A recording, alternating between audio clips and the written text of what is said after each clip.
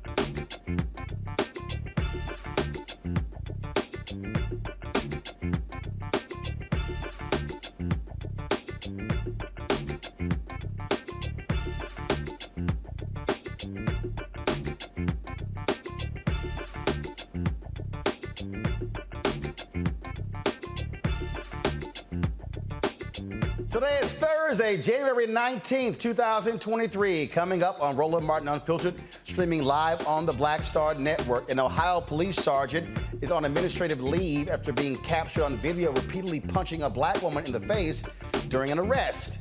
The woman's attorney will join us on the show. Florida is going to do what Florida always does. The Ron DeSantis administration, they're blocking an African-American advanced placement course for high school students. They say it has no educational benefit and violates their anti-woke law. I'll talk to a Florida legislator about how denying classes like this harms students.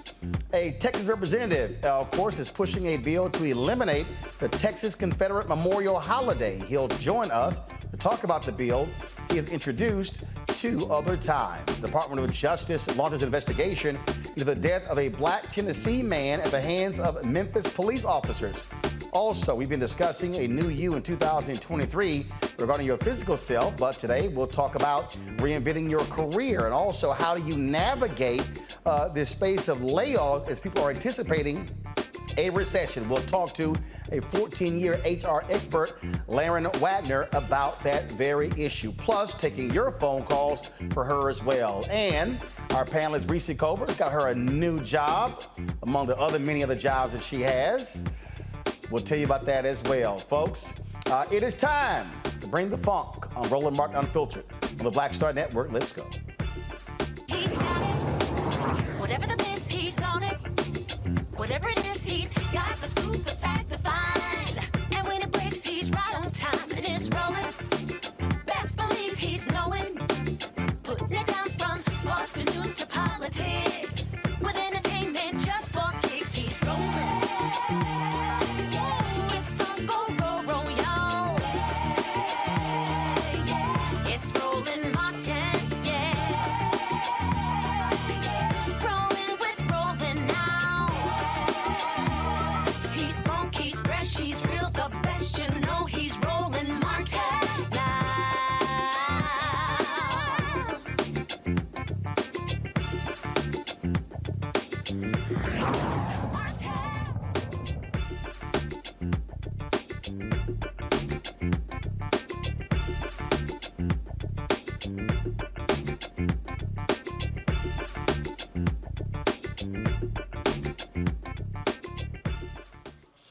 All right, folks, a dispute over a 30-cent slice of cheese led to an officer punching a black woman in the face multiple times during an arrest in Butler Township, Ohio. If not for this bystander's video, the public might have never known about LaTrinka Hancock getting brutally hit in the face. The officers involved were Tim Zellers and Sergeant Todd Starley. Starley, the one delivering the blows, has been placed on administrative leave. LaTrinka Hancock's attorney, Michael Wright, the managing partner at Wright and Schulte, is joining me now from Dayton, Ohio. Michael, glad to have you here. So, 30 cents slice of cheese? What happened? Yeah, it's pretty ridiculous. She went into McDonald's to return a Big Mac that didn't have the 30-cent slice of cheese that she had paid for.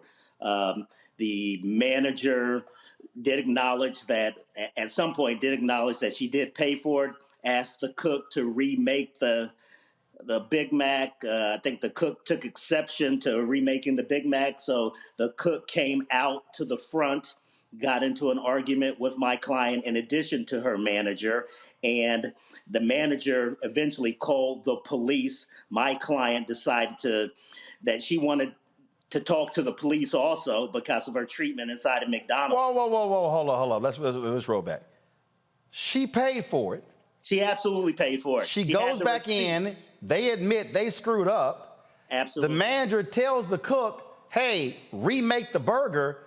The cook gets pissed, confronts her. Manager calls the cops on her or the cook.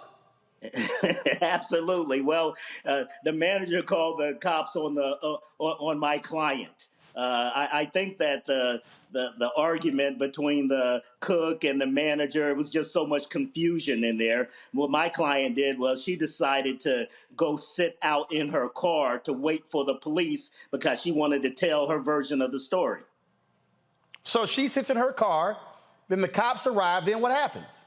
The cops arrive, and as you can see from the video, she gets out of her car to walk to talk to the police. The police were initially condescending. I think the police already knew what they wanted to do when they got there. They weren't trying to listen to her at all. They didn't want to hear her version of the story. All they wanted to do was tell her what they wanted to tell her and arrest her. I mean, this is a customer who was right. Absolutely. A customer who got screwed, and this is real simple how this works. So the video we're seeing here, is this body cam footage from the officers? That's body cam footage from the officers, absolutely, yes. So you see her, first of all, guys, is there audio? Okay, yeah, pull the audio up, please. Yes, there's audio. Hold on one second. See her. Hold on one second. I called the police because she didn't want to give me back my money, and I told them I'm in a black truck, and I'm waiting. She finally gave me the refund. Literally 8 seconds before I got in the car and started it up. The problem was, all I wanted was to be remade with an extra big cheek. She started screaming at me, and I'm just like, well, ma'am, she explained it to you. Why won't you go make it? Well, you need to pay me 30 cents. I said, the lady that just came and got the paper already took the 30 cents on top of the 49. Okay, so I want y'all to do this here. I want y'all to now fast forward. Come back to me. I want y'all to fast forward to the point right before the altercation begins, because I need to understand why that was an altercation. I'm confused. I'm looking at the video, and so I mean, Michael, why is it an altercation? Yeah, there shouldn't have been an altercation. What happened is that McDonald's wanted her trespassed off the property. At least that's what the officers are saying at this point. You know, I haven't confirmed that, but they wanted her off the property, so they wanted her ID. And during that course, she initially said that, you know, I just want to leave. I'm not going to give you any of my information. I want to leave. So they took exception to that. They started grabbing her. So we have going to arrest her at that. So point. we have it queued up. Now hit play.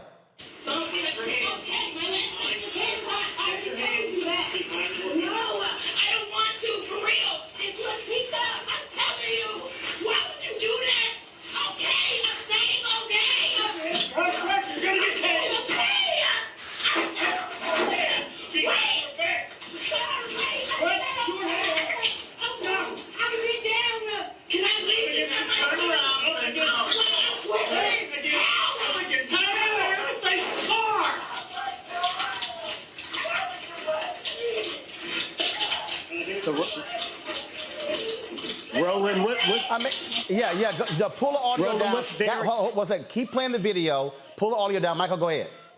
What's very interesting about this, Roland, is that from the officer's body cam footage, you can't see the officers punching her in the face. It was actually a bystander's view in his video, which shows the officer punching her in her face. So the officers, were never... The police department was never transparent. Based on their video, you would never see her being punched in the face. So, guys, control room, roll that. Pull up the actual video from the bystander so we can actually see the cop punching her in the face. You see, so we showed you that, and so now we see the video here. She's, again, protesting because, and now he's 3, 4, he punches her 4 times in her face before now he's got his arm around her neck in basically a chokehold. Right. And then let's see here, hold up. So someone was recording inside. I guess they were moving outside. And so now all of a sudden, okay, there we go. So isn't that pretty interesting that the video from the police doesn't show that, that view of them punching her in her face? Yeah, if you're wearing a body cam footage, I should be able to see that actually happening. Absolutely. First of all, how is your client doing? She's recovering. She went to the hospital. She was diagnosed with a closed head injury. She has a busted lip. She has about 4 or 5 loose teeth. She has a hip injury. She has a back injury, neck injury. So she's recovering. And even more than that, she's just shaken. I mean, she's scared. She was scared to death when this was going on. And this was just uncalled for. As you can see, it's ridiculous. Have you heard anything from the owner, because first of all, people don't realize nearly all McDonald's franchises are actually owned by operators. Have Correct. you heard from the owner of that McDonald's? Have you heard from McDonald's corporate? I have not, and I have sent letters to the franchisee. I've sent letters to McDonald's Corporation, and I have yet to receive anything from them. Wow, unbelievable watching this. And again, wasn't her fault. She literally just simply she paid for the cheese. Look, I've done it before. Like you screw my burger up. First of all, I don't like cheese on mine, but they put cheese on mine. You screwed it up. Make me a new burger without cheese. And so what do? You make a new damn burger. And right. This is a perfect example where the manager. This is where that manager should be fired and held accountable because the manager is the one who called the cops. Absolutely. McDonald's has policies and procedures of how to handle customers. And I don't think one of them, when a customer is just not happy with their service and not happy with their meal, calling the police should not be one of those things Indeed. that happens to a customer. You saw her from her demeanor with the police. She wasn't angry. Right. She wasn't yelling. She said, "I want my burger." Yeah, she just wanted what she paid for. All right, Michael, keep us abreast of how this case goes forward. We certainly appreciate it. Thanks a lot. Absolutely. Thank you. Folks, we come back. I'll talk about this with my panel on Roland Martin Unfiltered right here on the Black Star Network.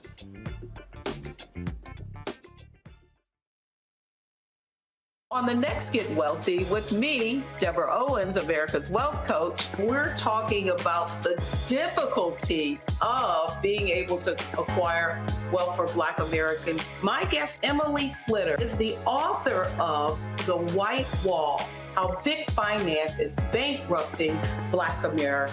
The bad stuff that you feel when you're dealing with the financial services industry is not your fault. It's not your fault, and you don't deserve to be treated like this. That's right here on Get Wealthy, only on Black Star Network. Next on the Black Table with me, Greg Carr. Our legal roundtable is back in session as we look at yet another potential landmark case being considered by the United States Supreme Court. This one is called 303 Creative versus Alennis, and may be the most important and far-reaching First Amendment, that is freedom of speech, case of our time. It could, depending on how the court rules, open the door for a return of Jim Crow segregation laws. It's true. If you say we can discriminate against one, you're saying we can discriminate against all. That's on the next Black Table. Don't miss it. Right here on the Black Star Network.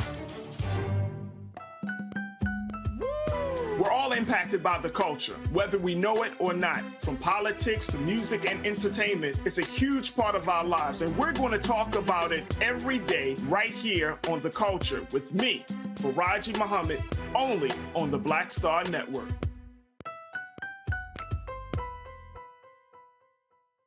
Hi, I'm Eric Nolan. I'm Shantae Moore. Hi, my name is LaToya Luckett, and you're watching Roland Martin Unfiltered.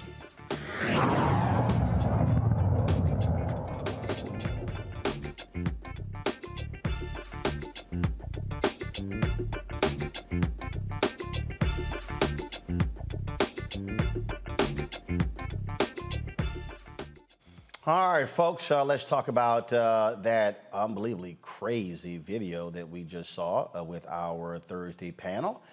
Joining me, Greg Carr, Department of Afro-American Studies, Howard University, host of the Black Table here on the Black Star Network. We have Erica Savage, of course, the Reframed Brain, Reese Colbert, founder of Black Women Views, and also Reese is now hosting her own show on Saturdays on Sirius XM Radio. And so, Reese, congratulations. You went from cussing on Twitter, defending Kamala Harris, to coming on this show, to becoming a contributor on Sirius XM and Clay Kane's show, now having your own show. Thank you, Roland. I told you earlier on the phone, but I give much thanks and appreciation to you for being the first one to put me on there. And of course, I have to thank Clay Kane and Karen Hunter and the whole Sirius XM Urban View family. Yes, I will have the Reese Colbert show. And I had to remind y'all, when Reese first came on, y'all, she tried to be like the rest of the people. I was like, Reese, what the hell are you doing? I said, I need you to do you. Don't be trying to sit here and y'all, she was all sedate. I'm like, you on drugs or something? I'm like, I need you to do you. And so I'm like, she's like, well, hold up, I can cuss. And then, of course, then she was right at home. All right, let's get right into it. Let's see. This, watching this video here is utterly ridiculous. What's crazy to me, Erica, is she's right. She paid for something. They need to remake the burger. The cook gets pissed off. That's what a manager should have told the cook, get your ass in the kitchen and remake the damn burger. Yeah, Roland, absolutely. And I just want to kind of say that, you know, a burger not being made well or right, especially from McDonald's, should not equate a brain injury. And one of the things that I'm most concerned about with this sister is the amount of violent force that she took on to her head at least 3 times. I've said this on this show and on my platform that Black people are disproportionately more apt to develop dementia and Alzheimer's. And so events like this don't help. My injury, I sustained it on March 15th. The language, not being able to read, having difficulty walking, those set of symptoms, those set of issues did not come into a few days later. So while she's standing upright and her attorney is saying that she's recovering, I want people to bear in mind that this is something that just happened recently. So there's still long-term ahead of her as well. It's the way that folks who have authority and just people in general feel very comfortable with levying this type of violence against Black people and Black women is categorically demonic. And so in addition to her attorney, I hope the community joins in bankrupting that damn McDonald's, because that was excessive and unnecessary. And the price that this sister will have to pay is one none of them can afford on a raggedy ass salary. This right here, to me, Reese, again, if you are the owner of that franchise, you have a responsibility. First of all, you don't call the cops on a customer. When the customer is right, you check your employees. That cook, that manager, and that cook both should be fired. Yeah. First of all, who the fuck has an ego over a Big Mac? Like, that's your big accomplishment is you want a trophy for making a Big Mac and you still forgot the damn cheese. Like, that is crazy to me that somebody would have such an ego about fucking up a Big Mac that they would get out there and argue with a customer. So that's crazy. For the manager to sit up there and call the police instead of directing their employee into the back and to make the damn burger is crazy. But what we saw happen is exactly what people want to happen to us when they call the cops, these paddle rollers, as Dr. Carr would say, in to inflict this kind of violence. Mission accomplished for them. It might cost McDonald's money. It might cost the cops money, but this is exactly what they were hoping for. The cops showed up and delivered the service that McDonald's wanted against this woman. And it's despicable. It's disgusting. I'm so glad that Erica talked about the potential long-term impact of being on the receiving end of such violence. It's crazy. We see white folks act a fool all the time with the cops, and when they don't necessarily consistently have this kind of treatment. So the cops decided probably within seconds they just wanted to fuck with her and fuck her up. But I don't want to be a victim blamer. I don't want to be a victim blamer in any way, shape, or form. But last week we talked about this, and I'm gonna say it again. Please do not present yourself to the police if you don't have, if you don't have to. I'm not giving you legal advice, but I'm just saying part of the story was she waited for the police to come. She talked to the police. The police are not your friend. They don't want to hear your side of the story. You actually really shouldn't talk to the police and volunteer information anyway, because next thing you know, now she has charges for open liquor container, which could be fake. You know what I'm saying? They throw shit out there, try to justify their violence afterwards. But now she's facing all these charges because they have to try to retroactively justify their violence. So please, I'm just going to say it again, not to be a victim blamer. I hope that she sues the shit out of them. I hope they drop the charges. I hope they pay. But please, Black people, the cops are not your friend. They're not here to hear your side of the story. Unless it's going to be a situation where you're going to be on a high-speed chase, get out of Dodge, please. Greg, please. Again, the thing that just, again, perturbs me here is that if you look at the video, she's explained to the cops what happened. She's a customer. She obviously is perturbed. No, roll it back further. No, I don't want to see that part. No, roll it back further. I want to show people again. Look at her demeanor. She's talking to them. She's explaining to them exactly what happened. Okay, here's what's going on. But then they want her removed for trespassing. She still ain't got her burger. She's not trespassing. She was a customer who went there who should have been taken care of. Yeah, absolutely. And we don't know whether or not that McDonald's is a franchise or if it's owned independently. There are probably 6 or 7 McDonald's, it appears, north of Dayton. It's out near the airport. So I agree. The owner, the franchisor person, the manager, as you say, Reese, I mean, they got what they wanted to get done. You're using the police as a weapon. They should certainly be drugged into this. But, there's might and there's right. Of course she was in the right. But as you say, Reese, I mean, this woman is charged with failure to identify. Wait a minute. And she's not in a moving vehicle. So the charge of driving under suspension, having an open container, this lady is not moving. Now, these two punks, Sergeant Todd Stanley, who I assume is the guy behind her, sneaking a woman in the back of the head, to Erica's point, busted lip, loose teeth, hip, neck, back injuries.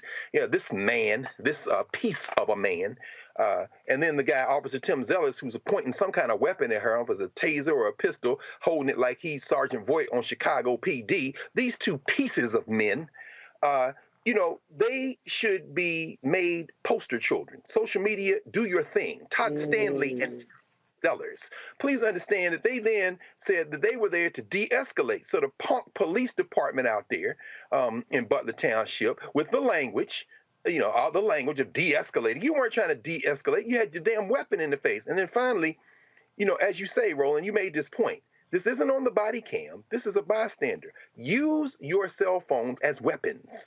Anytime you see these funky paddle rollers, pull it out and start filming, because these two punks, Todd Stanley and Tim Zellers, need to be held to account. The reason you charged like that is because they know they're in trouble, so they're going to try to negotiate now after you try to throw the book at the sister. But this is pattern and practice. Again, it is just crazy, this particular story. And we're going to be reaching out to McDonald's to get an answer to exactly what happened here. And again, that the owner of that franchise, whoever owns that franchise, that owner really needs to be held accountable and needs to hold the folks accountable. That manager should be fired. That cook should be fired. They should be paying for her medical bills because they caused this. She was the customer. I thought the customer was always right. And you admit that she proved it? She actually paid for the cheese? Nobody deserves to get punched in the head and arrested by cops for paying for a 30 cents worth of cheese on a damn hamburger. It makes no sense whatsoever. All right, folks, got to go to a break. We come back on Roland Martin Unfiltered. Lots more to talk about.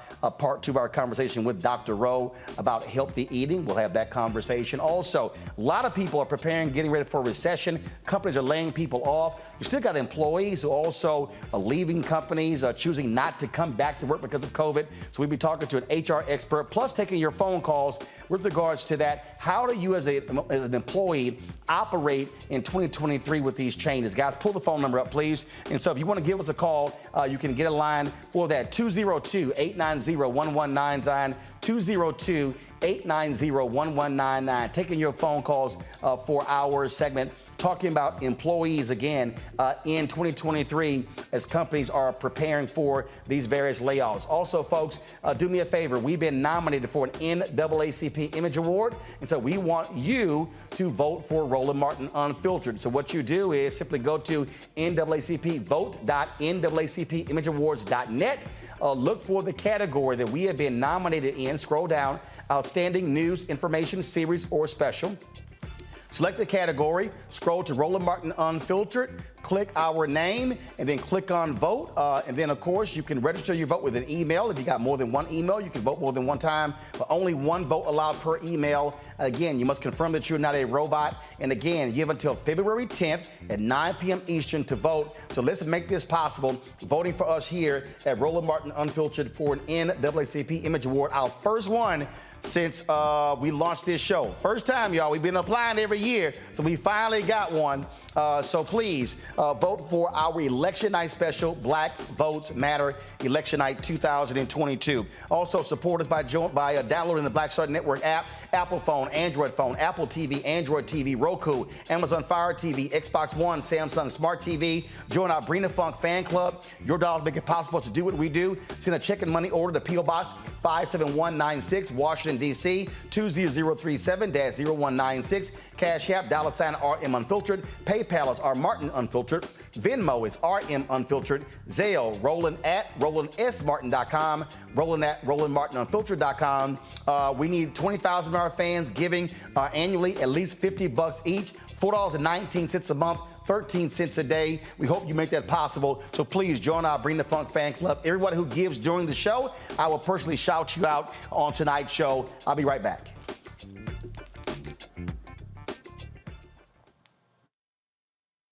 Hatred on the streets, a horrific scene, a white nationalist rally that descended into deadly violence.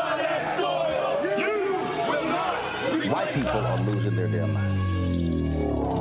As an angry pro-Trump mob storms the U.S. Capitol, we've seen We're about to see the rise of what I call white minority resistance. We have seen white folks in this country who simply cannot tolerate black folks voting. I think what we're seeing is the inevitable result of violent denial. This is part of American history. Every time that people of color have made progress, whether real or symbolic, there has been what Carol Anderson at Emory University calls white rage as a backlash. This is the rise of the Proud Boys and the Boogaloo Boys. America, there's going to be more of this. Here's all the Proud Boys, guys. This country is getting increasingly racist in its behaviors and its attitudes because of the fear of white people. The fear that they're taking our jobs, they're taking our resources, they're taking our women. This is white fear.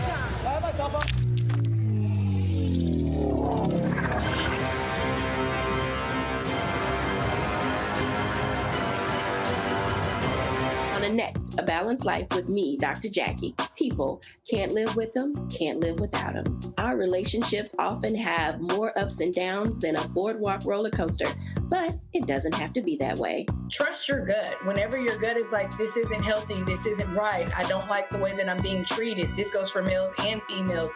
Trust your gut, and then whenever that gut feeling comes, have a conversation. Knowing how to grow or when to go, a step-by-step guide on the next A Balanced Life on Black Star Network.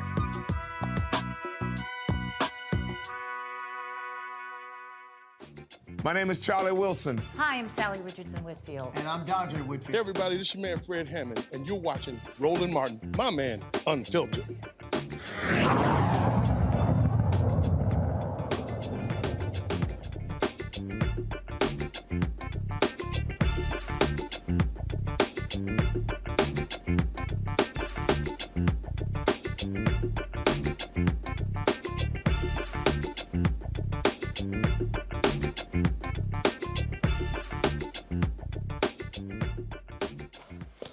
All right, folks, why did I write the book, White Fear? How the Browning of America is making white folks lose their minds?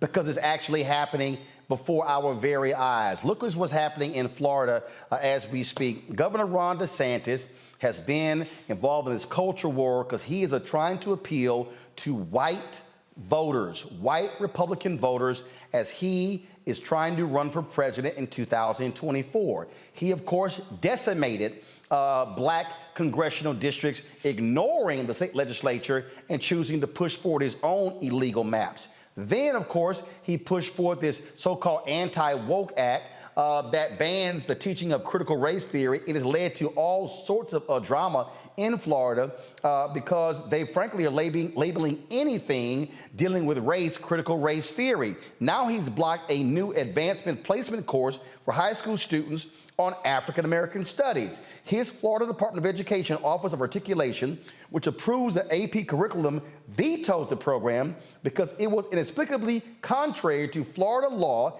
and significantly lacked educational value. The FDOE did not elaborate on what the agency found to be objectional. The rejection of the Advancement Placement African American Studies course is, again, part of DeSantis' continuing effort to ban anything dealing with race from being taught in Florida schools. This is what you're dealing with there in Florida, and trust me, what you see is this happening across the country. The state enacted a law that banned the teaching of the history of systemic racism in the United States and materials from the 1619 Project. Yeah, seriously, last year again, he signed a bill restricting how schools can discuss race with students. In addition to that, remember, he was also pushing this bill that anything that made white people uncomfortable could not be discussed, not just in schools, but even by companies.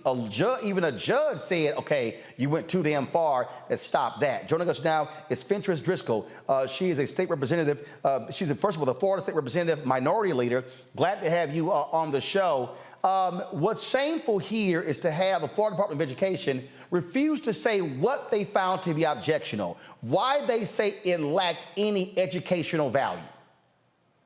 That's right. So thank you, Roland, for having me. And you're right. They did not name the law that this high school class violated or even which part of the curriculum went against Florida law. The state didn't offer any course or remedy, just a blanket rejection. And so to say that it offers no real value, I think that's the greatest insult of all, because you have to ask yourself the question, what was so offensive about this course? This AP African American Studies course was designed to teach students about ancient African civilization. So think about that.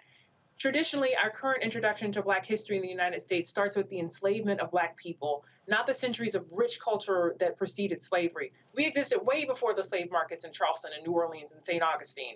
So, why does this course about that begins African American history at the point of freedom in order to show the progression of a group of people working their way back to that freedom scare this governor so much?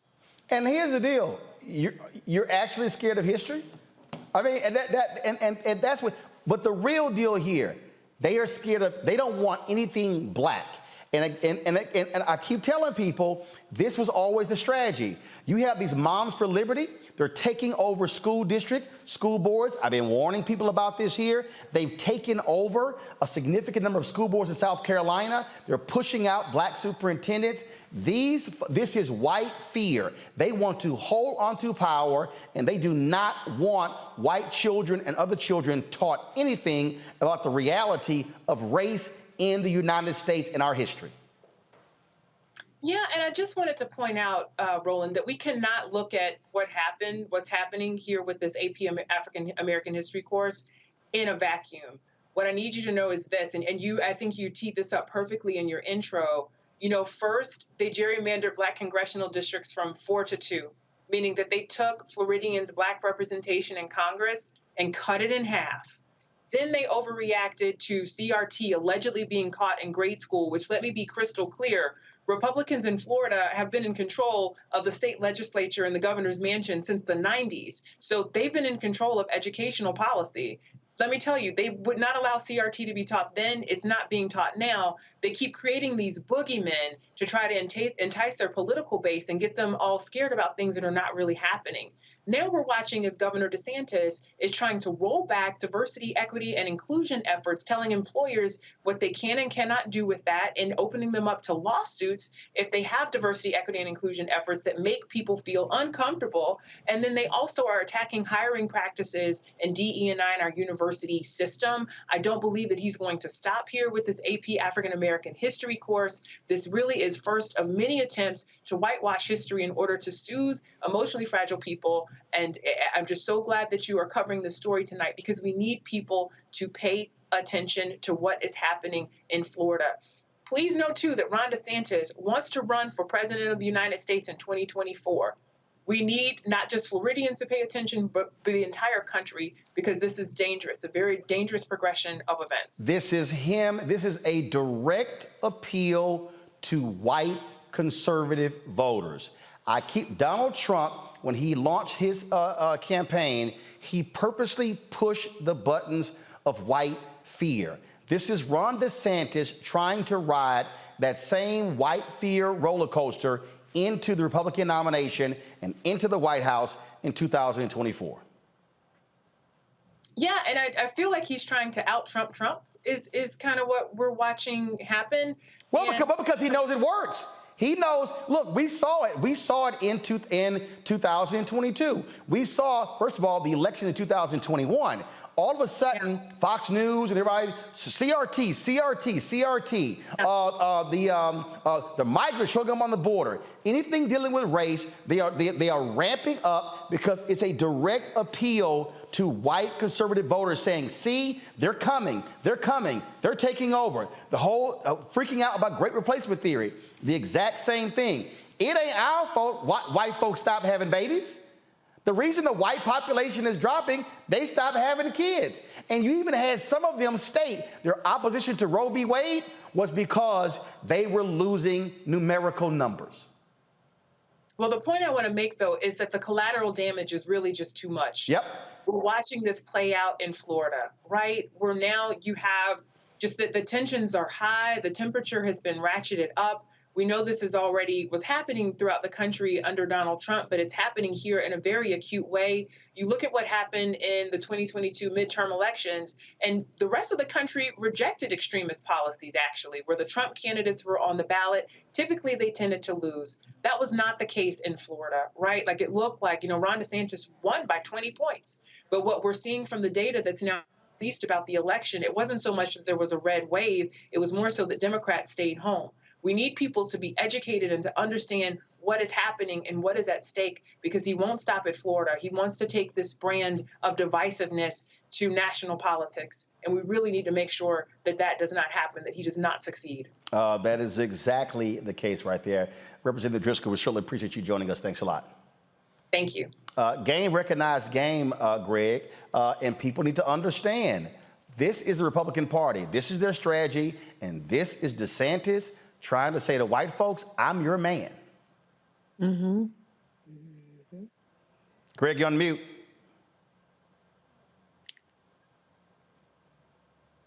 My bad, because I was cussing for some of it. But sorry, Reese, that's your bailiwick, sis. I can't hear you. You chefs just cuss. I'm not good at that. I enjoy Ron DeSantis. I like Ron DeSantis. I embrace him.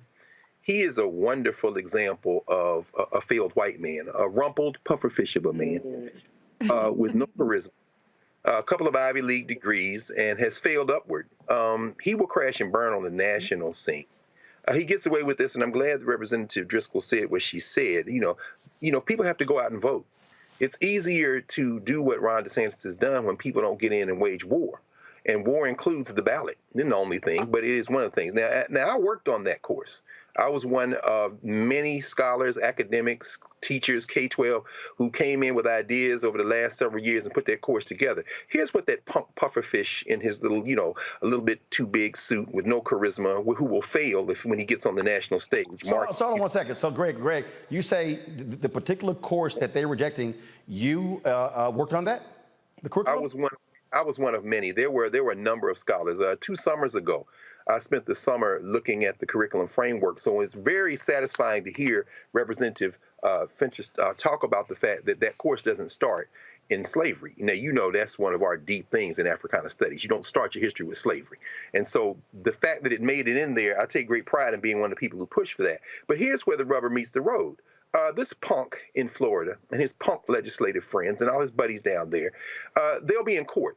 See, this is the pilot program. In fact, we hosted the kickoff pilot convening of the teachers, the 60 or so, including a couple of master teachers from Houston, by the way, Roland, two sisters who piloted the course in Houston this past fall. We hosted them at Howard this summer for a kind of convening to talk about how to teach the class and this kind of thing. So it's a pilot right now, which means students taking it won't be able to take it and get the AP score for college credit. Beginning around 2025, however, they will.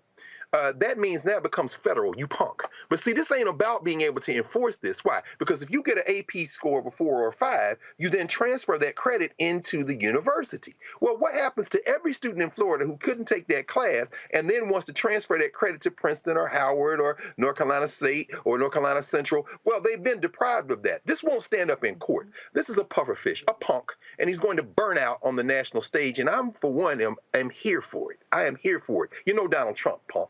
Let's dance. Hold tight 1 second. We're going to continue the conversation when we come back from this break, folks. It's St. Louis Takeover this weekend, folks. I'm going to be in St. Louis with our White Fear book tour. That's right. I'll be joined at the St. Louis Area Urban League on Saturday at 3 p.m. With Michael McMillan, as well as rapper activist Tef Poe. We'll be in conversation regarding White Fear, taking place at 3 p.m. 1408 North Kings Highway. There in St. Louis. It's free, open to the public. We want to pack the joint out, so let everybody know. If you want to register, just simply send us an RSVP. We just want to make sure we get a good head count. Send to info@rolandsmartin.com. The next day, of course, will be at church there in St. Louis as well, and so we'll be, and so we're going to be there. So let me see if I can pull that graphic up. I thought y'all had it there in the control room. Looking forward to joining them there as well when we visit the church there. Give me 1 second. Let me pull this up so I can show y'all. Hold on 1 second, and here we go. Let me see, do we have it yet? And there we go. All right then, folks, we're going to be at Northside Baptist Church again there, so looking forward to being there as well. And so again, in St. Louis this weekend at Northside Baptist Church on Sunday, and of course with the Urban League on Saturday, and so cannot wait. And then of course on Sunday night, I'll see you at the Dave Chappelle, Chris Rock comedy show as well. So looking forward to a great weekend in St. Louis. I'll be right back on Roland Martin Unfiltered.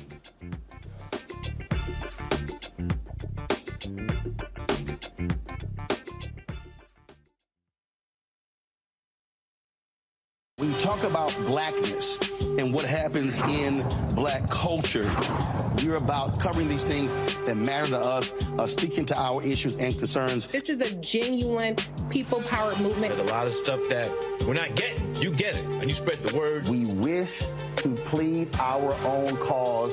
Too long have others spoken for us. We cannot tell our own story if we can't pay for it. This is about covering us. Invest in black-owned media. Your dollars matter. We don't have to keep asking them to cover our stuff. So please support us in what we do, folks. We want to hit 2,000 people, $50 this month, raise $100,000. We're behind 100,000, so we want to hit that. Y'all money makes this possible. Checks and money orders go to P.O. Box 57196, Washington, D.C. 20037-0196. The Cash App is $RM Unfiltered. PayPal is R Martin Unfiltered. Venmo is RM Unfiltered. Zelle is RolandS.Martin.com. Most people think that these television shows that tell stories about who we are as black men, and then they paint these monolithic portraits of us. They think that they're being painted by white people. And I gotta tell you, there are a whole bunch of black folk that are the creators, the head writers, the directors of all of these shows, and that are still painting us as monoliths. The people don't really want to have this conversation. No, they don't.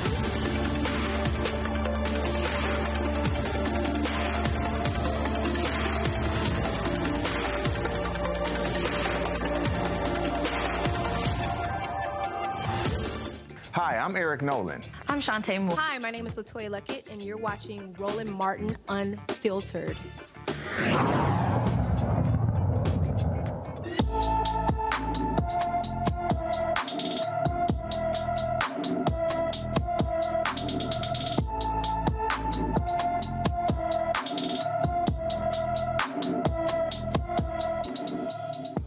Brandon Tavon Smith was heading into his Arlington, Texas home on January 1st. The 27-year-old never made it. Brandon is 6 feet 3 inches tall, weighs 170 pounds, with black hair and brown eyes. Brandon was driving his graphite gray 2019 Toyota Camry with Texas tags M for Mary, C is in cat, G is in God, 5401. Anyone with information about Brandon Tavon Smith is urged to call the Arlington, Texas Police Department at 817-274-4444, 817-274-4444. Let's pick up on that conversation we left off with regarding Ron DeSantis in Florida. And the thing here, Reese, that I keep trying to get people to understand with what is happening in this country when it comes to these folks. And I mentioned Moms for Liberty. I mentioned them for a reason, because just recently, a brother who was ranked as one of the most effective superintendents in South Carolina, he led a number of initiatives there. Well, those Moms for Liberty took over the school board, and they basically fired him. Now, they came to a decision. He quit, but they were attacking him. And remember, he was the one who bucked the governor's mask mandate. And he said, no, we're going to keep that going forward. They launched an investigation into him, an 8-month investigation. Now, what was discovered is that they had many issues in the district, but it was with the board. And the investigation concluded, damn, he was great. Things are working out well for him. And the thing here is he quits. But what's happening, I think I saw a story, 10 of the top 14 school districts in South Carolina, those Moms for Liberty have taken over. And they have fired a variety of black superintendents. And y'all know, because you've been doing it, I've been doing it, and we've been telling these black folks all across the country that they are targeting school boards. They want to target what our kids are taught.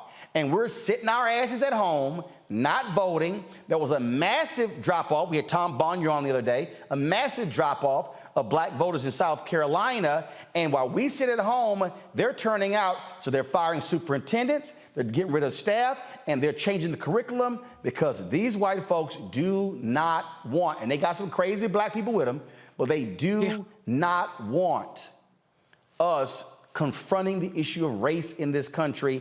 And Ron DeSantis is trying to ride that right into the White House. Right. And, the thing about it is they're playing without anybody on defense. They're on offense and it's no defense. So they making every 3-pointer, they're making every free throw. It ain't really much of a game.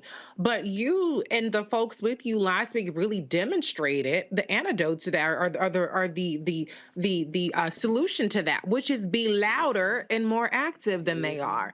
The reason why they're winning is because they're out there consistently, relentlessly, and loudly. But what we saw demonstrated on this show is that we have a voice too, and we have power, and you guys were able to defeat the attempts to get rid of the Jack Yates high school principal. And so we have just as much agency as they do. They're better funded, but they're not an organic movement in the same way that we have the capacity to do ourselves. And so the work doesn't stop at the ballot booth, especially when your ass don't vote. But it doesn't stop there. Even when you do vote, you have to get active and you have to be louder than the other side. And the one other thing I want to say is Dr. Carr mentioned the college credit aspect, but I also want to mention the GPA aspect. In a lot of places, I know at least in California, that's where I went to school, when you have AP courses, even if you don't pass the AP test, your grade gets an additional point added to it, which gives you a higher GPA. cumulatively, and it makes you more competitive. And so part of what this is, by denying the African American history, the AP credit, it's also going to artificially, I think, lower the grade point averages of people who are seeking that kind of information. And it makes some people less engaged and less enthusiastic about it. If European history is an AP course in Florida, so goddamn it, African American history needs to be a course. The one other thing I just want to say is the fact that this is against the law is something that we have been talking about so much on this show. They're very smart in how they frame the arguments when they're trying to push these laws through. Well, it ain't gonna do this and it ain't gonna do that. And then it turned out to do exactly what the hell we said it was going to do. This is a prime example. We cannot let DeSantis take this nationwide, but even if he doesn't, it's doing real damage and harm in places like Virginia, in places like Texas. Y'all let Kemp ass get in again in Georgia and in Florida. So like, get your ass out there to these school board meetings, run for school board. But if nothing else, use your voice. We know how to be loud and proud, black and proud, and all that good stuff. People talk all the shit in the comments on YouTube. So take that commenting energy from YouTube to Zoom or to the actual boardrooms where these meetings are being held. This is the thing, Erica. When I saw all them white women outside the Supreme Court, after the Roe v. Wade decision, protesting, and there was some black people too, and they were all upset and crying. I'm like, they told you what they were gonna do. So it wasn't like that was a shock. They've been telling you for 40 years. Anybody who's black or white and conscious Latino, they've been telling you what they're gonna do. So if you sit your ass at home and don't vote, I'm sorry. That's on you. If they sitting here are turning out to vote at school board meeting, look, Loudoun County, Virginia, them fools were out there. Superintendent says we don't teach CRT. They were showing up in massive numbers. The folk who know they were lying were at home. News media covers it, gives the impression building, building, building. The point that Reese just made, you have to be not just play defense, you got to have a counter offensive strategy.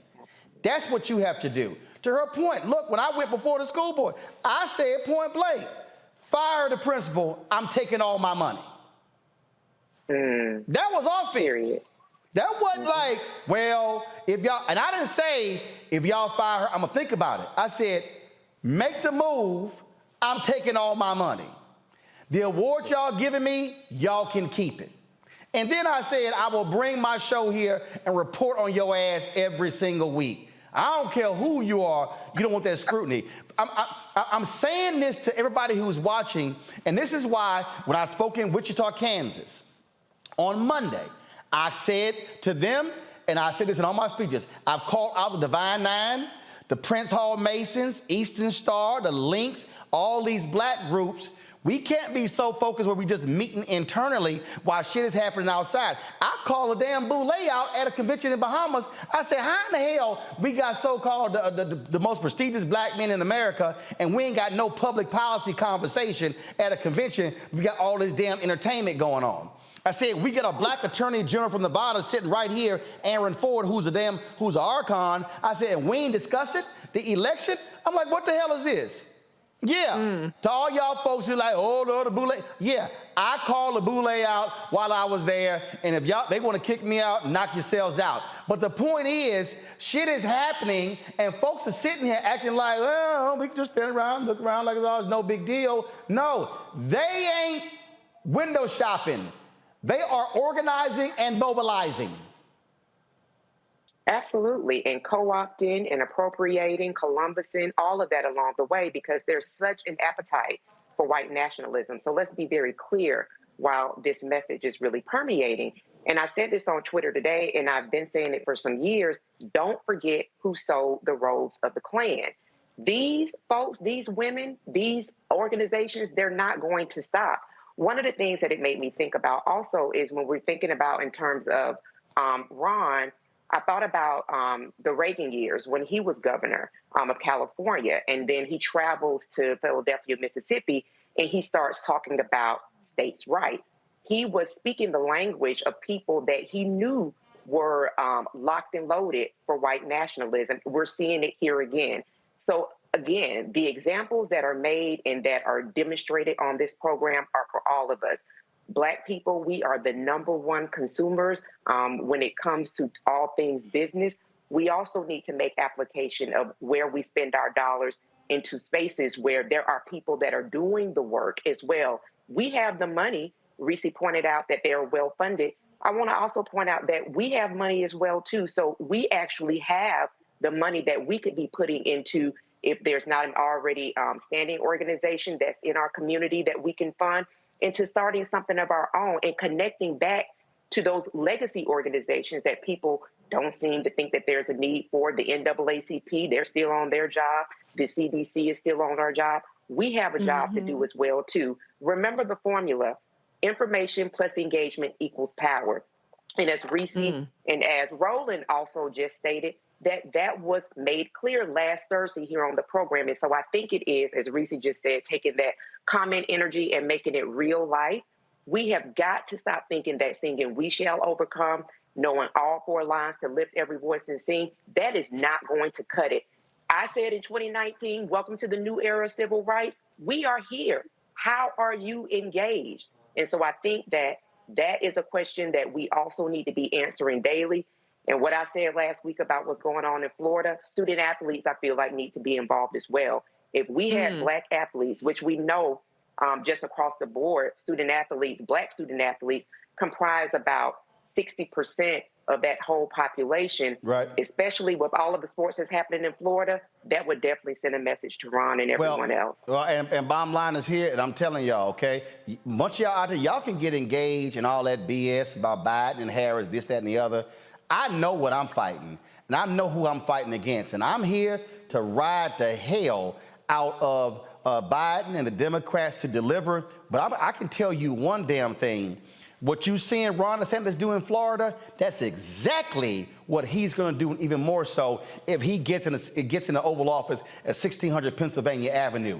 I told y'all, they are planning. They saw what Trump did, how he screwed up, and they are trying to perfect the plan to fix it and to go even further. Y'all had better pay attention. But go ahead, keep joking around, and as they saying go, fuck around and find out. Oh, yeah. Go ahead. Yeah, I cussed. And I know some of y'all don't like me cussing, but you need to hear that. Go ahead and play around, and you're going to look up and say, did that just happen? Yes. And then they're going to be in power. And then what we going to do? You're watching Roland Martin Unfiltered on the Black Star Network.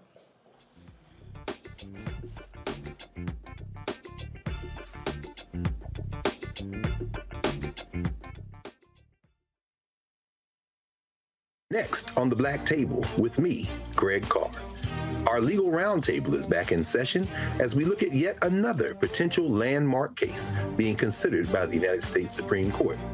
This one is called 303 Creative versus Alennis, and may be the most important and far-reaching First Amendment, that is freedom of speech, case of our time. It could, depending on how the court rules, open the door for a return of Jim Crow segregation laws. It's true. If you say we can discriminate against one, you're saying we can discriminate against all. That's on the next Black Table. Don't miss it. Right here on the Black Star Network. Most people think that these television shows that tell stories about who we are as black men, and then they paint these monolithic portraits of us.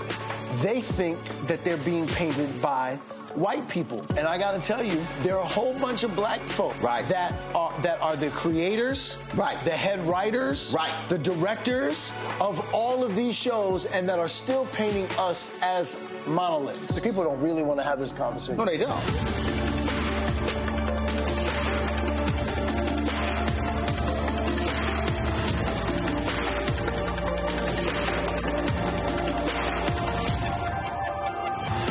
How y'all doing? It's your favorite funny girl, Amanda Seals. Hi, I'm Anthony Brown from Anthony Brown and Group Therapy. What up, Lana Well, and you are watching Roland Martin Unfiltered.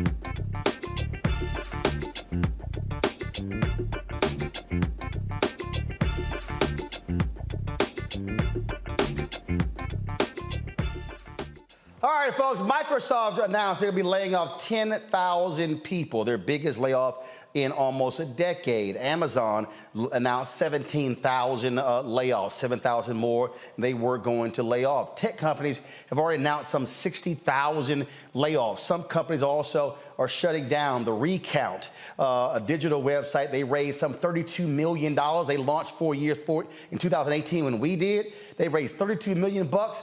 They're going out of business as of Friday. What the hell they do with $32 million? Lord, yeah, y'all give us $32 million. I'm gonna show y'all how to run a company. So all these things are happening. People are preparing. You keep hearing recession, recession, recession, but we're still seeing, though, that job numbers are going well. Plus, you have people who are starting the new year leaving companies. You still have a lot of employees out there who don't want to come back into the office. Companies now requiring them. So a lot of different things are happening when it comes to the job market. And so I wanted to talk about that. Laren Wagner is an HR expert, been in HR about 14 years. She joins us now from St. Louis, has her own company as well. Laren, glad to have you here. There's so much upheaval and stuff we want to get into. We're also going to be taking folks' phone calls on this topic as well. If you want to ask Laren any questions, call this number, 202. Let's pull the number up, 202-898. Come on, y'all. Pull the number up. Let's go. Y'all gotta be quicker than that. 202-898-1199. 202-890. 202-890-1199. 202-890-1199. Don't have no folks in the control room joining people on the unemployment line. Y'all being so slow. So, Laren, let's get into it. First off, New Year, and again, people are like, oh my goodness, I don't know what's going on. They're trying to figure out where should individuals who are unsure that they might be getting laid off because of this possible recession, what should they be doing? Don't wait to get called into the office. What should they be doing right now? Yes. So first of all, when these situations are happening, the first thing an employee should want to think about is my house. Is my house in order? And if my house is not in order, how do I get my house in order? So a lot of times that's looking at what the current market is looking like. Where are my skill sets? Like, where do I need to transfer my skills? Is now a time to consider a different industry? Looking at what industries are easier to get into and what your stance is compared to what's out there in the market. So understanding what that is from an internal perspective, look at your role. One thing that would be great would be to understand if you're trying to determine whether or not you're going to be laid off, how strategic are you? You know, how does your particular role contribute to a company's bottom line? Another thing is, from an external perspective, what is your network looking like? Do you need to polish up your in-person and professional network? If so, do that. Are you on LinkedIn? If you're not on LinkedIn, you need to get on LinkedIn. Is your resume okay? You need to anchor yourself and where you want to be to all of these items here. And so a lot of that requires help. I really tell people all the time, I tell people, I start a job with the premise I'm gonna get fired anyway. Because three things are gonna happen. You either gonna get fired, laid off, you're gonna leave, or you're gonna stay. That's it. Three things are going to happen. And one of the biggest mistakes that I think a lot of people do is they aren't constantly updating their resume. They're not constantly building relationships. They're not joining professional organizations. They're not preparing. I tell people all the time, look, when you start seeing moves making in companies, when you start getting the memos, hey, we're cutting back on travel or we're cutting back on different things, that means something is happening economically, Prepare yourself. But it kills me. People go like, I didn't see it coming. It was like, it was carnage all around you. But a lot of people aren't paying attention because they're not they're just thinking this job will never, ever end. I'm safe. Right. You're absolutely right. And I think it's important to not only just focus on these things when you think you're about to be laid off or let go from a job, but you should always have opportunities in at least on the forefront of your mind. You never know, especially post-COVID or what we think is post-COVID and where we're headed. Another thing that people tend to think about too is that 6-month stash. Like, what are my finances looking like? Where can I eliminate some hazardous spending? On top of that, is now the time for me to hop into entrepreneurship? Is now the time to increase my streams of income? Those are all things that we should always be thinking about. Well, what I tell people on this point, and I'm going to my panel next with some questions, I tell people this all the time. You don't wait until you get laid off to then say, oh, let me now do my side hustle. No. You do that while you're there. When I was at CNN, I knew in 2009 and 10, oh, y'all not giving me my show? I ain't gonna be here long. So I began to plan for post-CNN in 2010. I left in April 2013. Even when I was at TV One, I was buying equipment while I was at TV One, because I'm like, this ain't gonna last. And so when the show ended, I actually had already invested a significant amount of money in myself, and so I easily transitioned. People come to me all the time after they get fired or lay off to go, hey, I'm trying to start this thing. It's now harder because now you're still trying to live and pay your bills while you're trying to start something, and that's much more difficult to do when you don't have a job. And so I say, use your job as your personal venture capitalist to fund whatever your side hustle is and build that up while you have your main job. Yes. Roland, these days in today's economy, it's taking up to a year to land a new job. If you find something within 3 months, you should consider yourself lucky. So again, people get complacent. Be strategic. That's my best piece of advice. Questions? Plan for your future. Yeah, absolutely. Questions from our panel. Let's see here. I'll start with you, Reese. Yes, thank you. My question is, what is your take on headhunters, recruiting agencies? I know that, they're incentivized monetarily to land new people, but I know they also take a big chunk too. So what is your position for people who are looking for a job? Should they be trying to go direct to the companies themselves, or should they let other people do the work for them? Yeah, so great question. Thank you for that. So headhunters, executive search firms, recruiting agencies, they are there to help you. Now, there are some that are direct hire and that, they get a percentage of an incentive to place you. At the end of the day, their goal is they want to get paid, so they want to help you land a job somewhere you can get paid.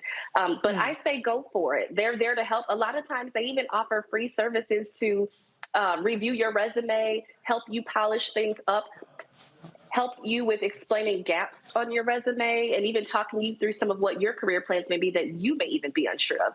They know what's out there. They know what's in the market. So it's always good to utilize them as a resource. Erica.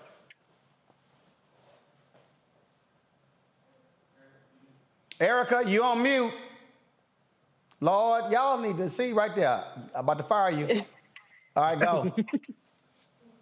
Yeah, I don't have a job, and I'm good with that. My question, I'm so good with it. Praise God. So my question for you is, and so glad to have you on this evening. You mentioned LinkedIn.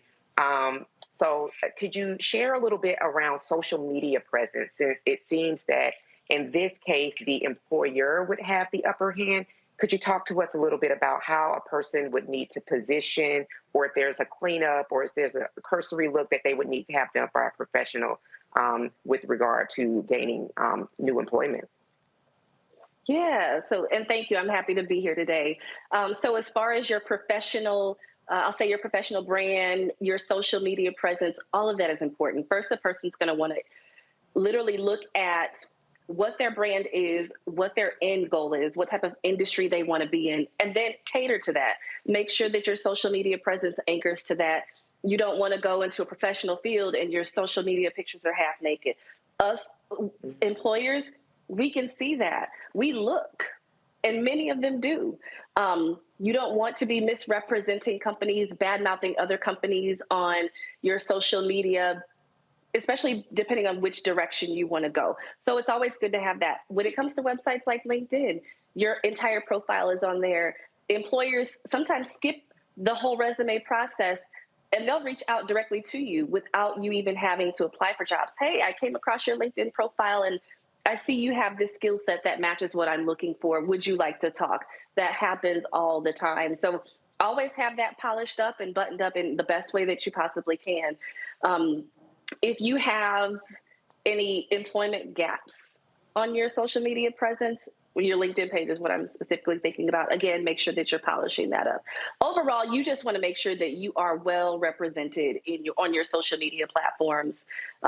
If you're not, you might want to consider going private. No, here's the whole deal. That private stuff don't work either. But look, I keep trying But if you're not going to clean up your social media. Right, but I try to explain to people, do understand, just because you private don't mean it's not public. Okay? You're right. It's not. So the reality is, when you're posting stuff, think before you hit send. Now listen, if for what I do, I can give opinion, I can give my stuff, but there may be a cost. There are things that I do that might piss off a funder or an advertiser, and so it comes with the job. But there are a lot of people out there who sit here and they post stuff, and then they wonder, it comes back. There was a guy, he was some white guy, quarterback, got an offer from the University of Florida. He's posting on Instagram Live on Snapchat, and he's singing a rap song, and it got the N-word, and he's using the N-word. Guess what? Scholarship got pulled. You don't have a guaranteed right to that scholarship. And so people need to understand that employers are looking at all of that stuff, and they are now, and we've actually made it easier. It used to be actually harder to vet people. People got all their personal business out there, so it's actually a lot easier to search for people's information. And so, folk, use caution when it comes to social media, even when it comes to giving your political opinion, depending upon what that job is, because guess what? Like it or not, your boss might be a liberal or conservative. You don't know who you're interviewing with.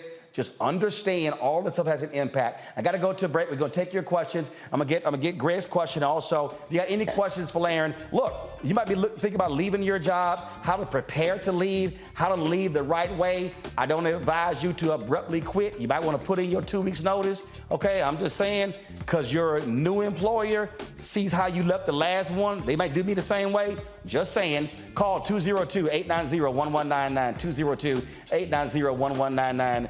Roland Martin Unfiltered. We'll be right back.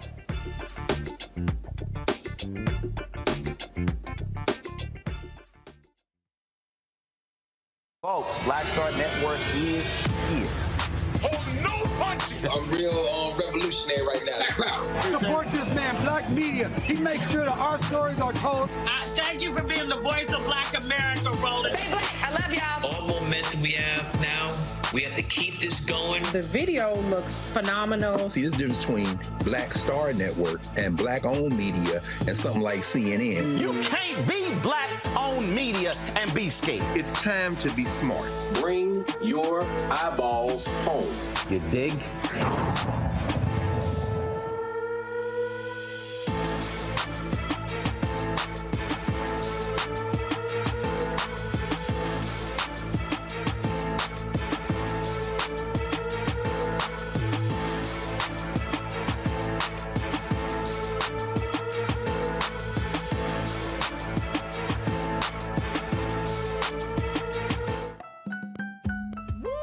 We're all impacted by the culture, whether we know it or not. From politics to music and entertainment, it's a huge part of our lives, and we're going to talk about it every day right here on The Culture with me, Faraji Muhammad, only on the Black Star Network.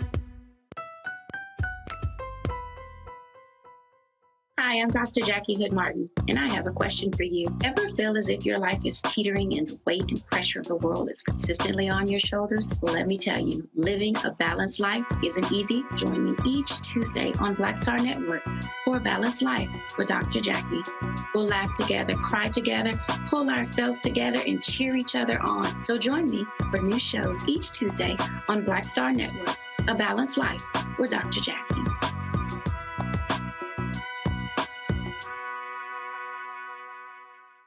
Hello, everyone. It's Kiara Sheard. Hey, I'm Taj. I'm Coco. And I'm Lily. And we're SWV. What's up, y'all? It's Ryan Destiny, and you're watching Roland Martin Unfiltered.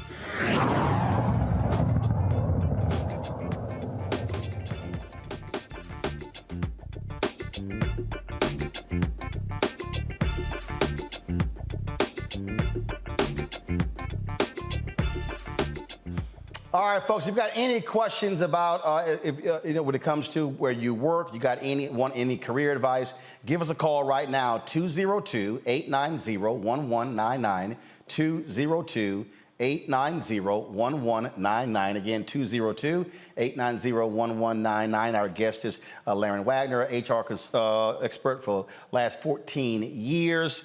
And again, a lot of things are happening in the country when it comes to jobs and companies. This week, we're focusing on employees. Next week, she'll be back. We'll be talking about employers. Trust me, it's a whole different perspective when you on this side of the business. Greg, your question for Laren Wagner. Oh, thank you, Roland, and thank you, Sister Wagner. I have a question. I'm an academic and a teacher, and a lot of times folks who are in those kind of positions tend to stay over long periods of time. I wonder if you have any thoughts about how we should be thinking about our money and managing our money.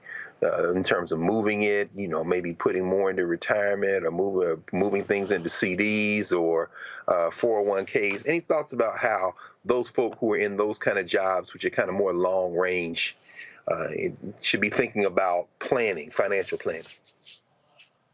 Yes. So my best answer for that would be really the same as though you would be leaving any job. Understand what your budget looks like, what your finances look like, what you need for your home in order for you to continue to survive and make it. The stability behind your organization is going to allow you, and also too, what your current income looks like is going to allow you to map out what all of that is. So if you need to, get a financial planner, get someone who can talk with you through, okay, what the long-term plan looks like for your budgeting and your spending.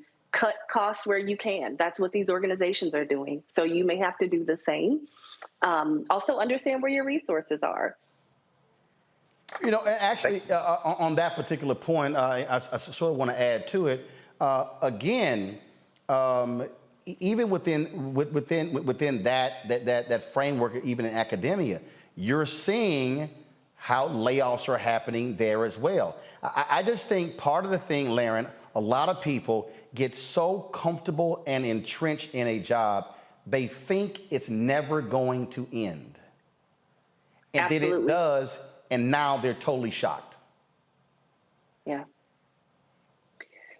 Have to stay prepared. You have to stay prepared. I can't stress that enough.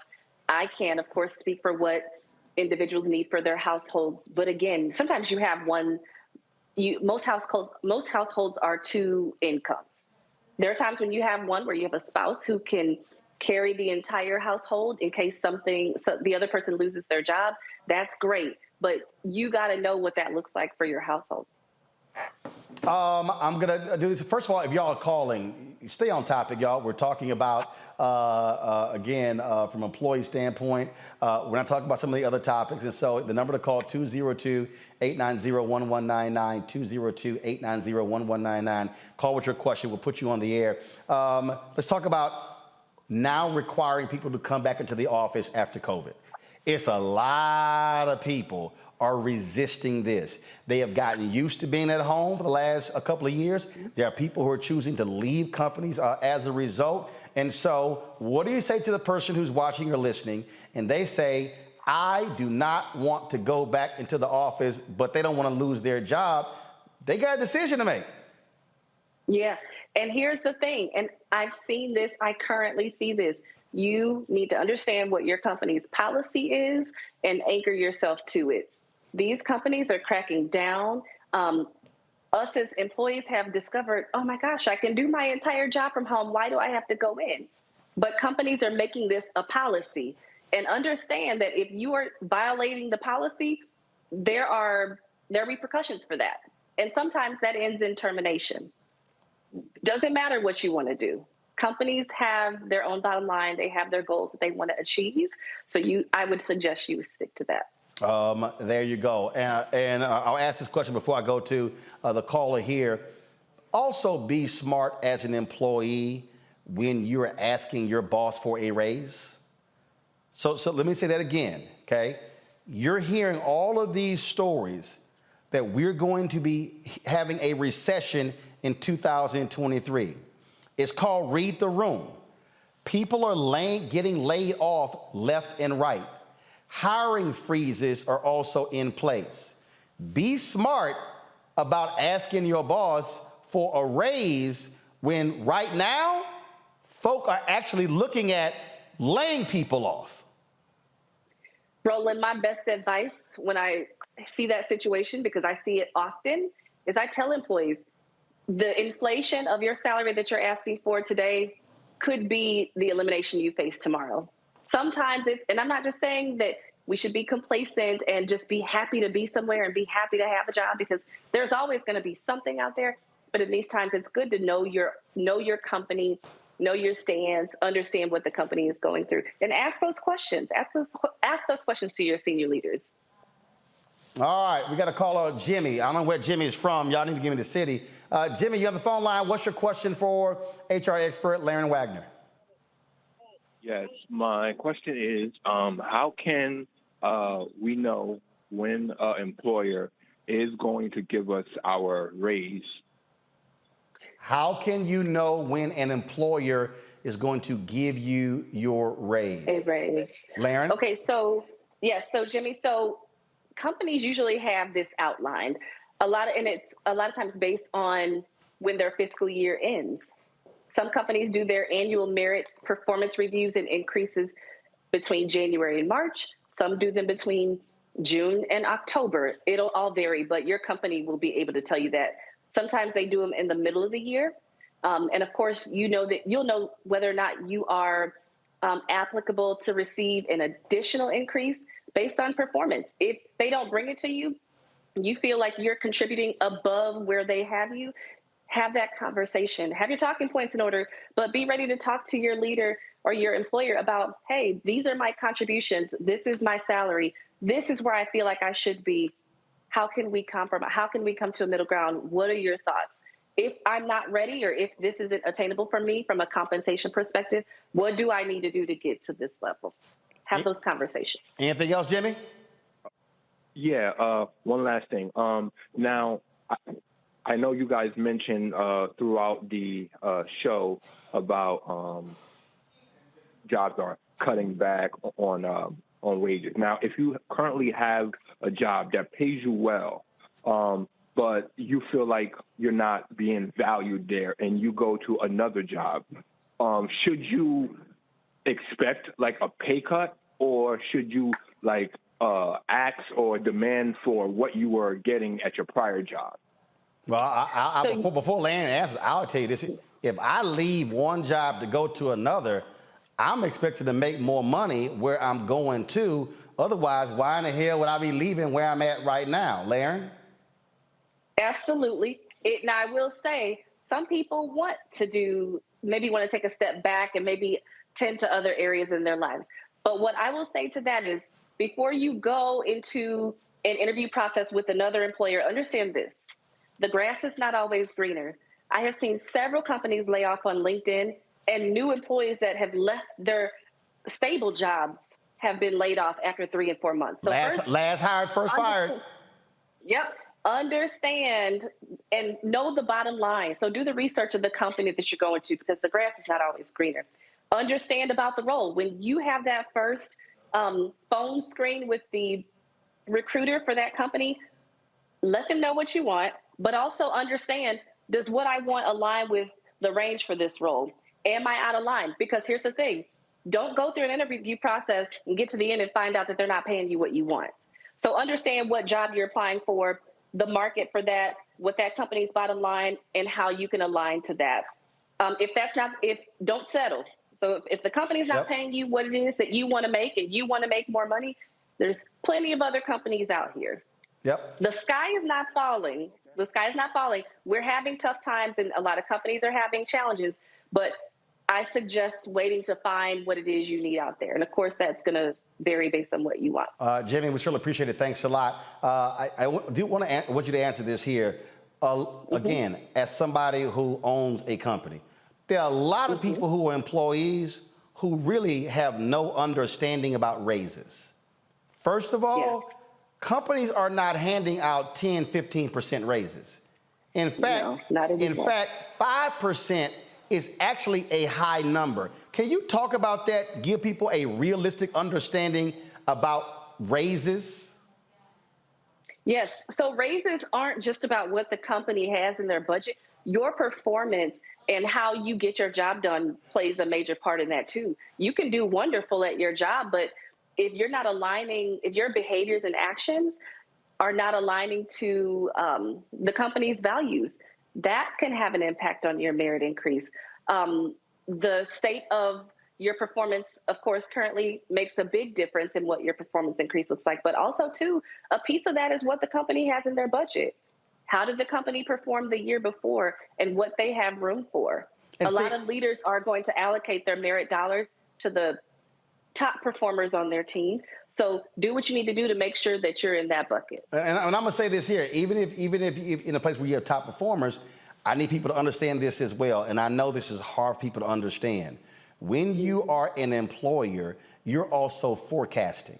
You're looking at the entire year.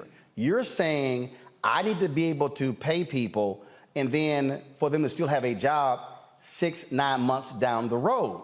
A lot of people don't understand that concept because they think, well, look, I need to get paid right now, which I totally understand, but realize you're not the only person that's actually in a company. You have other employees, you have other expenses, and if you're forecasting and you're seeing potential revenue decrease 10, 20, 30, 40%, you got to realize the biggest hard cost in any company are people. And the easiest way to cut your expenses is to cut people. And again, it's a lot of people don't really understand that unless they've been on the business side. I'll do this here. We're going to go to a quick break. I want you to speak to that when we come back. And I'm going to take a couple of more phone calls right here in Roland Martin Unfiltered on the Black Star Network.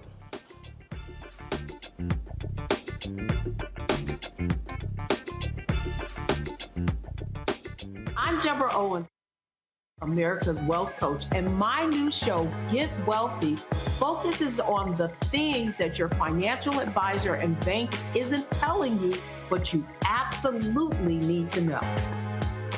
So watch Get Wealthy on the Black Star Network.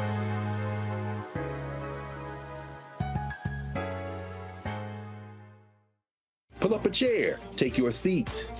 The Black Table with me, Dr. Greg Carr, here on the Black Star Network. Every week, we'll take a deeper dive into the world we're living in. Join the conversation only on the Black Star Network. We're all impacted by the culture, whether we know it or not. From politics to music and entertainment, it's a huge part of our lives, and we're going to talk about it every day right here on The Culture with me, Faraji Muhammad, only on the Black Star Network. Black Star Network is here. Oh, no punch! I'm real revolutionary right now. Thank you for being the voice of Black America. All momentum we have now, we have to keep this going. The video looks phenomenal. See, there's a difference between Black Star Network and Black-owned media and something like CNN. You can't be Black-owned media and be scared. It's time to be smart. Bring your eyeballs home. You dig? It's Kim Whitley. Yo, what's up? This your boy Ice Cube. Hey, yo, Peace World. What's going on? It's the Love King of R&B, Raheem Devon, and you're watching Roland Martin, Unfiltered.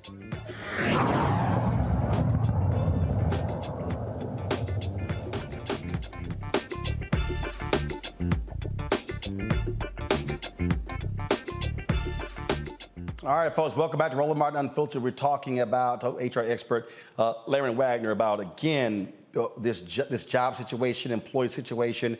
If you got any questions you have for her, if our panel, if you got any more questions as well, let me know. 202-890-1199, 202-890-1199. We were going to break there, Larry, and I was just talking about, and again, it's not the employee's responsibility to fully understand the employer. At the end of the day, your responsibility is your personal finances, your job. But the point that I'm making there is that a lot of times, and I've worked in a number of companies where employees have a completely different reality than what is actually happening in the business. And I've seen where you've had staff meetings, and I'm sitting there going, you clearly are not paying attention to what is going on around you. It's important for employees to be present in the company, be about the business of your business. Mm-hmm. I agree with you there. There is one thing I'll say, the employee, like you said, they're responsible for knowing what works for them. They're responsible for knowing their stance with the company. I will say though, you can't go into certain situations, especially with your employer in the job market, merit increases. You can't go in uninformed. You have to be intentional. And I know we've talked about this, but you have to be intentional about understanding your company to an extent. A lot of companies pride themselves on their communications. And when it comes to these employee engagement surveys and stuff, that's always a pain point for some organizations. But I do agree with you. There's the employer needs to make sure that the employee is educated, but the employee does have to own their piece. And so I did a call. It was a master class with Felicia Butterfield Jones. It was during COVID, and it was a whole bunch of different sisters on it. And I forgot what company this one woman worked for, and she felt she deserved more money. And as she was talking, as I was listening to her, what I realized was she had hit her cap in the company. And what I said to her was, I need you to understand something. You gotta leave. I said, if you need to understand that not every company is making the same amount of revenue. So you can be a lawyer or an accountant or in HR or whatever in a company, but if you think, oh, I should now be making $85,000 or $100,000 or $150,000, the size of that company dictates what they're able to pay. I said, I told this woman, you want to get paid $150,000, but the position you have in that company actually can only pay you $100,000. You're going to have to go. And she was like, damn, you're actually right. Because she was just thinking, well, I should get paid here. But the reality is what the company makes dictates what they're able to pay. And a lot of people just don't think about it in that way. Yeah. And that's going to vary from industry to industry. I'll say for myself, in the role that I'm in now at my company, I'm doing the same job I did at the last company. But do you want to know, and I have the same title. The companies are different, the industries are different, but you want to know what changed? The salary. There you go. You can do the same job for $40,000 more. Size of company and revenue of company dictates, again, salaries. It's a money game. Mm-hmm. Absolutely. Absolutely. Let's go to callers here. I want to go to Ron from Los Angeles. Ron, you're on Roland Martin Unfiltered. How are you both today? Great. How you both doing today? Great. Can you hear me? Yeah. What's your question? Good. I'll be real brief. I'm on LinkedIn. I'm working in a renewable energy, solar to be specific, and I've been getting hit up quite a bit for different opportunities. But what seems to happen is that I'll go out and, I'll fulfill their requests and the resume, do all these things. They say, hey, excellent resume, but I'm also not getting the follow-up. Now, my concern is I had to bring up my LinkedIn page, is that I do have a background, it has my picture in a suit and tie, but I have amplified Black voices as sort of my splash page in the back. Do you think that me sort of referencing that on my page has a lot to do with how employers see me? Ron, thanks for your phone call. Laren? Yes. So, and this is strictly my thought about that. I think it can play a difference, or it can play a part in how employers view you. However, your page should always represent your brand and who you are. If this is who you are, leave that there. The right employer will recognize who you are and understand your LinkedIn page is your LinkedIn page. And while it illustrates your skill set, it does not, your background logo does not determine how well you meet the criteria for the role. It does not determine whether or not you are a fit for the role. If an employer is looking at that, honestly, I would even ask myself, if this is what matters and if this is what's counting me out, do I want to work for you? Yep. That's not the company I want to be in. William Gracie from D.C. William, what's your question for Laren Wagner? Hi, how are you doing today? Thanks for taking my call. How about you? My question, I'm great. My question is technology. AI, ChatGPT, for example, is potentially impacting or can impact a lot of industries in regards to getting rid of a lot of jobs or making you more efficient at your jobs. From an employer's perspective and an employee's perspective, one, how, from an employer, how do you think that's going to impact how you staff? And then from an employee's perspective, how can we position ourselves to make ourselves more valuable in the event of technology? Because it's definitely going to take away jobs. All right. William, thanks a lot. Okay, so my best answer to that would be look at your skill set, find yourself in a position to elevate yourself, understand where you are now, and look for opportunities to develop yourself. Don't leave that in the hands of the employer. Own that. And of course, one thing I always tell people, and I posted this on my page last week, always find yourself in a position to add value and make that value be tremendous. That is how you are going to show yourself approved in this case, but also too, that's how you set yourself apart. So I heard that part of the question. So that's my answer. But is there another part of your question that I didn't answer? Because I feel like I may have missed a part of that. It's already hung up there. I will add this again. This is a mistake that I've seen this in my industry when you're not paying attention to your industry. Okay, when you're seeing contraction in your industry, when you're seeing downsizing, when you're seeing massive jobs eliminated, your industry is going through a shift. What it used to be ain't what it's going to be tomorrow.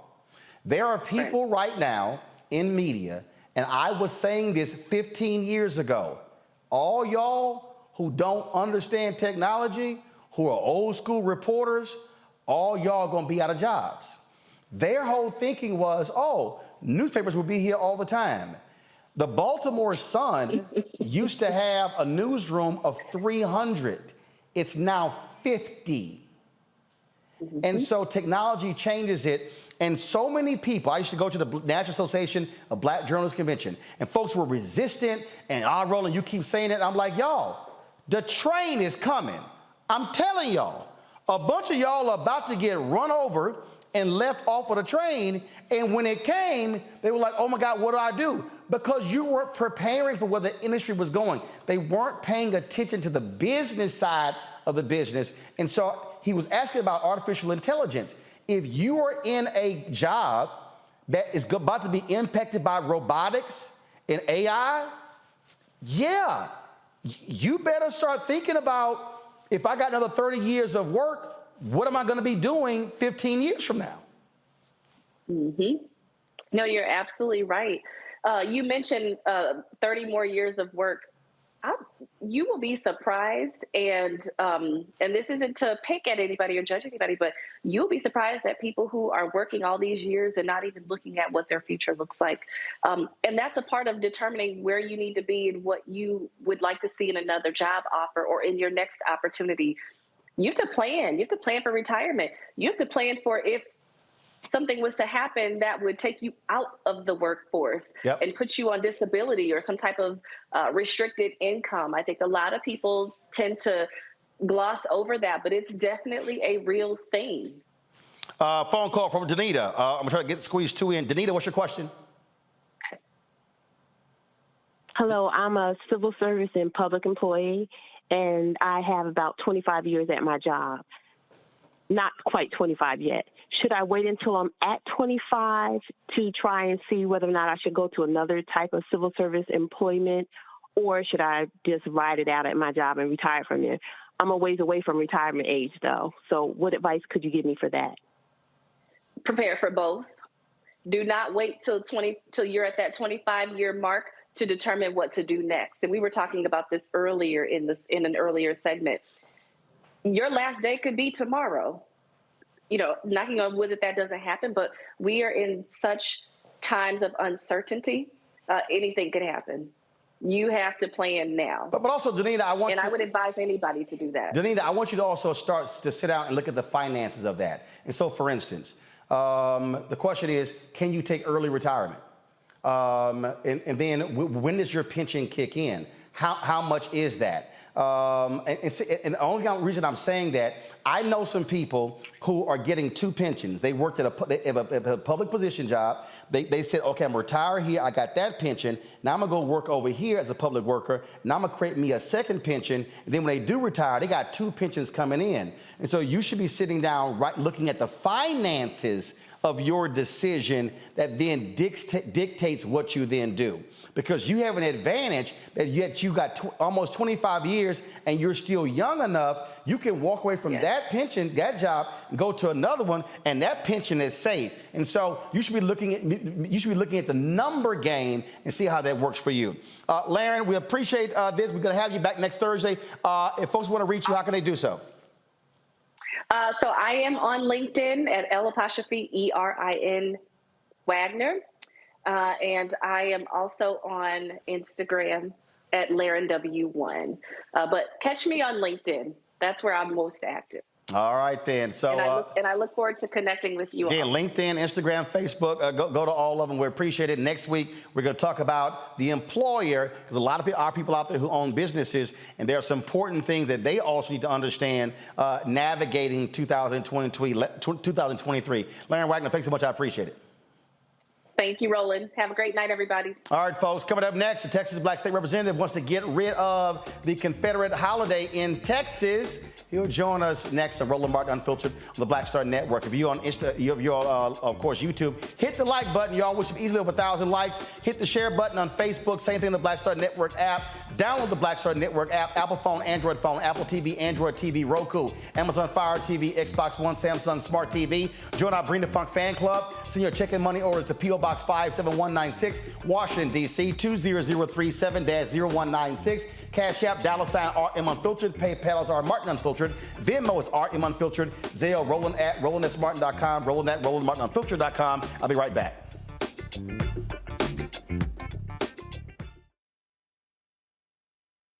Hatred on the streets, a horrific scene, a white nationalist rally that descended into deadly violence. White people are losing their damn minds. As an angry pro-Trump mob storms the U.S. Capitol, we've seen shooting. We're about to see the rise of what I call white minority resistance. We have seen white folks in this country who simply cannot tolerate black folks voting. I think what we're seeing is the inevitable result of violent denial. This is part of American history. Every time that people of color have made progress, whether real or symbolic, there has been what Carol Anderson at Emory University calls white rage as a backdrop. backlash. This is the rise of the Proud Boys and the Boogaloo Boys. America, there's going to be more of this. Here's all the Proud Boys, guys. This country is getting increasingly racist in its behaviors and its attitudes because of the fear of white people. The fear that they're taking our jobs, they're taking our resources, they're taking our women. This is white fear.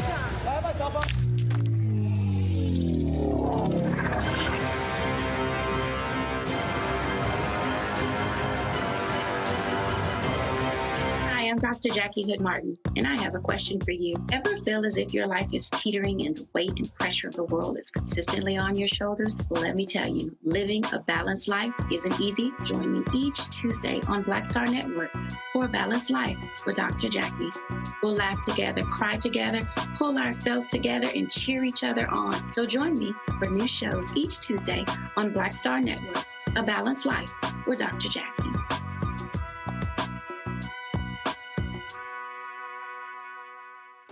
Hey, I'm Antonique Smith. Hey, I'm Arnez J. Hi, this is Cheryl Lee Ralph, and you are watching Roland Martin, Unfiltered. I mean, could it be any other way? Really? It's Roland Martin.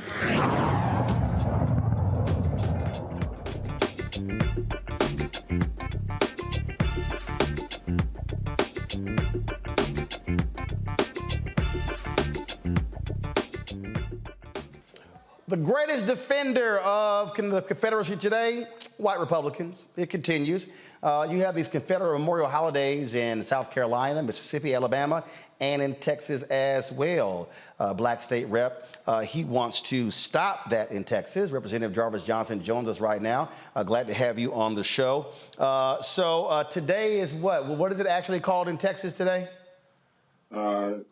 Celebrate Stupid People Hero Day. It's actually called Confederate Heroes Day in Texas. So, that's the holiday. What's their rationale for still celebrating domestic terrorists who were traitors to the United States? You know, over and over again, you hear the same comments, you hear the same statements that this is their history, this is their culture, this is their legacy. Why would we want to erase history, all of those things? So, you know, it's a revisionist history of which they want to continue to make out like the Civil War was fought for a different reason other than truly what it was all about, and that was for the protection of the institution of slavery. It was quite frankly said by the vice president of the Confederacy when they created the Declaration that they wanted to preserve the institution of slavery, and that was the very reason why the secession happened, and that's the very reason why the Civil War took place. And so those today want to keep with the revisionist history and say it was states' rights when we know it was states' rights to continue the institution of slavery, and those people are still trying to use that mindset and that lie to believe that there were Confederates that fought nobly for the South. Oh yeah, states' rights in the Northern aggression, the lost cause. I love how they love to change the narrative, when at the end of the day, that's exactly what it was about, to keep the institution of slavery. And so these Republicans in Texas, when you proposed this bill a couple times before, what have they said to you, why they have rejected your bill? Well, this is the third time I filed a bill, and I think this is the fourth time that the bill has been filed. I think it started back in 2015, and it skipped a year. But over the years, that we have seen some progress. When it was first introduced, there were a lot of people that came out against the bill. But then when I filed the bill in 2019, the bill was filed. We had several people that came out against the bill, but we had a lot of people that were for the bill. And I didn't have one Republican that signed on to the bill in 2019. In 2021, I will say that I had about 10 Republicans that signed on to the bill that wanted to join Arthur and wanted to support the eradication of this particular holiday. And even today, there are many Republicans that are standing up and saying, look, we are the party of Lincoln, and if we're the party of Lincoln, then we can't be for the Confederacy. And so I will give credit to some, not all, because it still takes Republican support, because we are a Republican-led House and a Republican-led Senate with a governor and a lieutenant governor, that oftentimes these type of issues fall on deaf ears. But I do believe that we will be successful because we are gaining more momentum more and more people are talking about it. More and more of the media is putting it out there, and more people who didn't even know this holiday existed are starting to say, "Wait, we have what?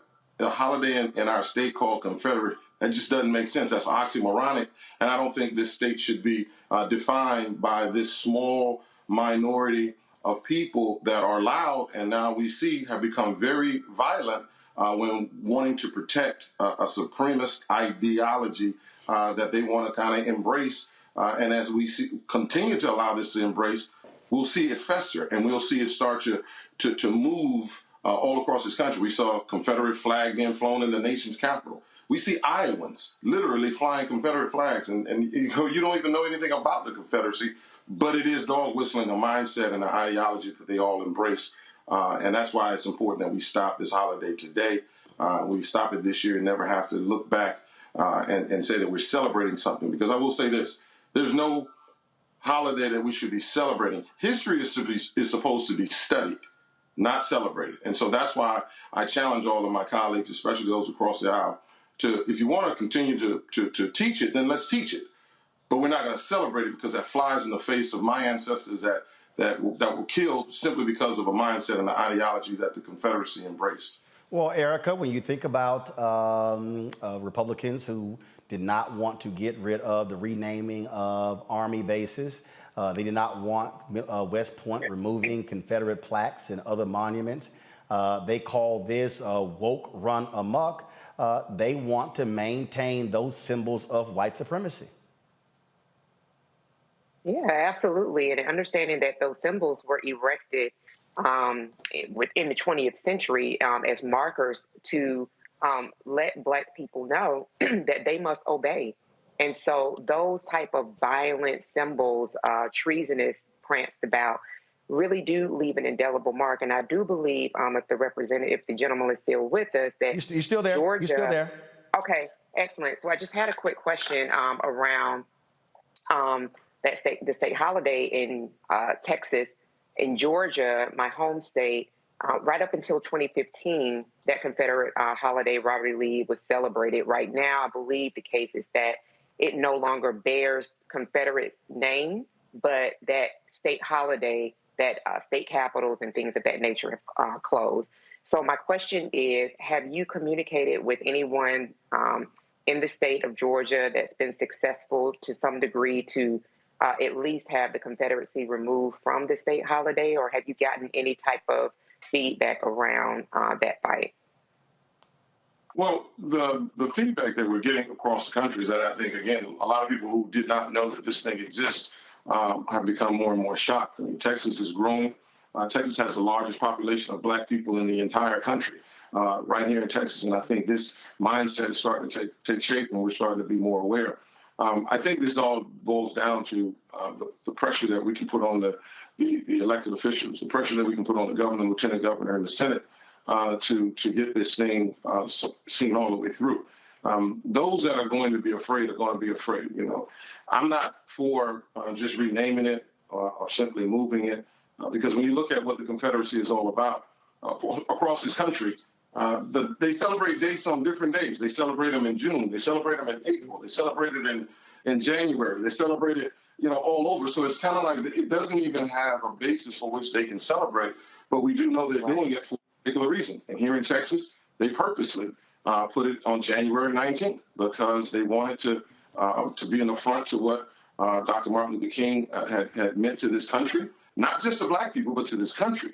And that was the reason why Confederate Heroes Day had even been in existence today in Texas, because in 1973, some Republicans took exception to the fact that the dean of our house, Sophronia Thompson, filed a bill that simply recognized the works of Dr. Martin Luther King. And those said, oh, he's not even from Texas, so why should we do that? And that was many of their conversations, and it's the reason why they didn't vote for it. But they then turned right around and voted for to create Confederate Heroes Day for Robert E. Lee and Jeff Davis, who are neither from Texas. So again, it's the contradiction and the lies. But the conversation is been very positive. While I have not had conversation with those from Georgia, the conversation for those in Louisiana that helped eradicate theirs has been there. And so I don't think it's one formula that you have more than the formula of sending a message to the governor and lieutenant governor that we're watching and we're going to be persistent. I'm not going to just say, well, let it go, as most of them will want to say, look, why don't you just let it go? It was so long ago, why don't you just let it go? Because I don't believe in allowing an ideology to fester in the annals of what Texas is. And unfortunately, if we don't get rid of this bill, that's what we'll do.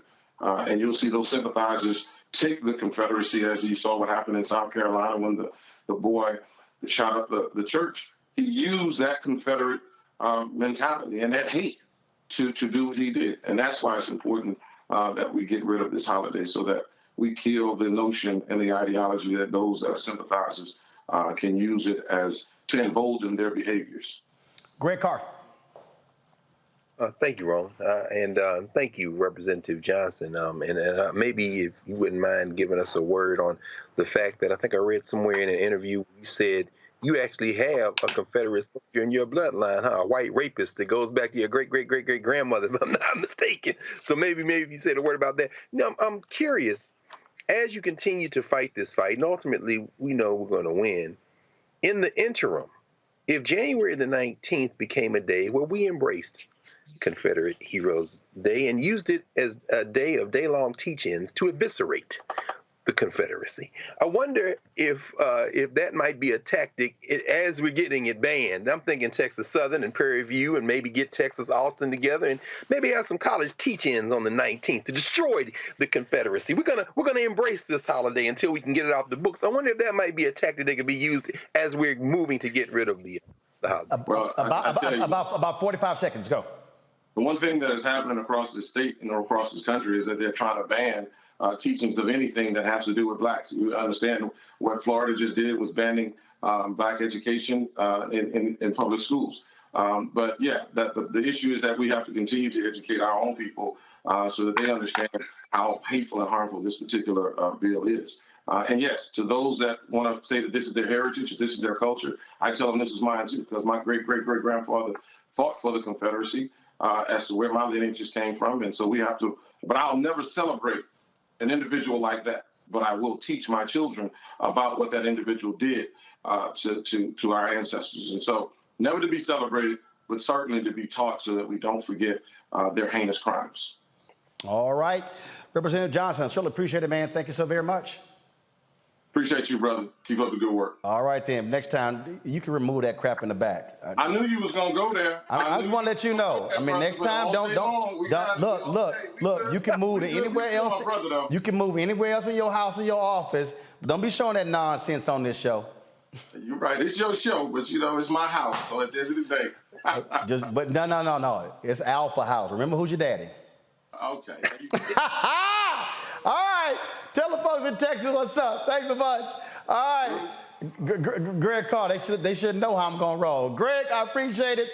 Reese, thanks a bunch. Erica, thanks a bunch. Folks, we'll see y'all tomorrow right here on Roland Martin Unfiltered on the Black Star Network. We keep it real, keep it unapologetic. And so we'll see y'all then. Holla!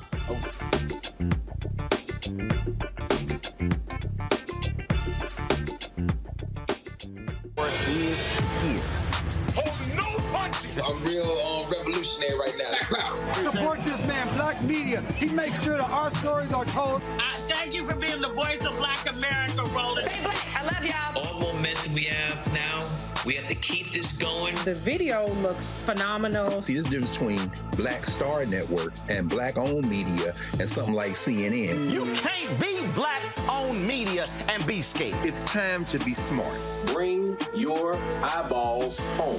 You dig? Pull up a chair, take your seat at the Black Table with me, Dr. Greg Carr, here on the Black Star Network. Every week, we'll take a deeper dive into the world we're living in. Join the conversation only on the Black Star Network.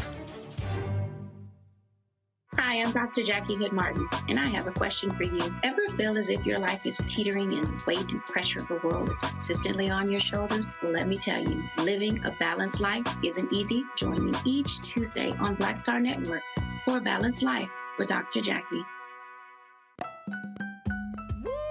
We're all impacted by the culture, whether we know it or not. From politics to music and entertainment, it's a huge part of our lives, and we're going to talk about it every day right here on The Culture with me, Faraji Muhammad, only on the Black Star Network.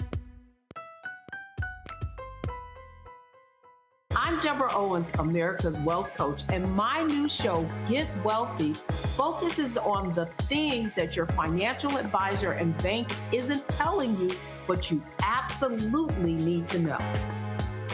So watch Get Wealthy on the Black Star Network.